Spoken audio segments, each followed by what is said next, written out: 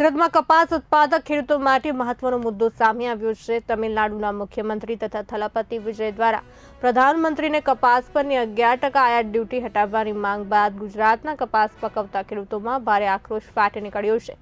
ખેડૂત આગેવાન જયેશ પટેલે પ્રધાનમંત્રીને પત્ર લખી આયાત ડ્યુટી યથાવત રાખવાની માંગ કરી છે। ભારત દેશમાં કપાસ જે આયાત થઈ રહ્યો છે એની પર 11% આયાત ડ્યુટી છે।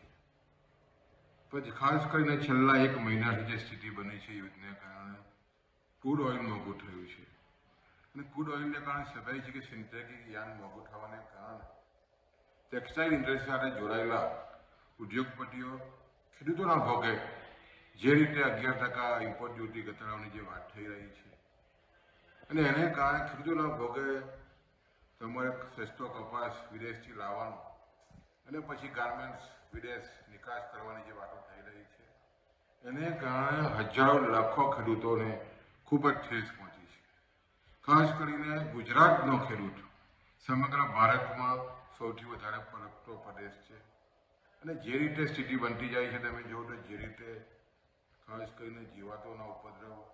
અને ખાસ કરીને જે સતત પોષકક્ષમ ભાવો ન મળવાને કારણે ગુજરાતના ખેડૂતો કપાસની ખેતી તરફથી વિમુખ થઈ રહ્યા છે અને એવા સમયે જે રીતે 11% ડ્યુટી નાબૂદ કરવાની વાત હાલના જ તામિલનાડુના જે સીએમ બન્યા છે એમણે પણ ખેડૂતો વિરોધી જે વાત કરી છે કપાસમાં કે 11% ઇમ્પોર્ટ ડ્યુટી ઘટવી જોઈએ એના માટે માનનીય પ્રધાનમંત્રીને પત્ર લખ્યો છે।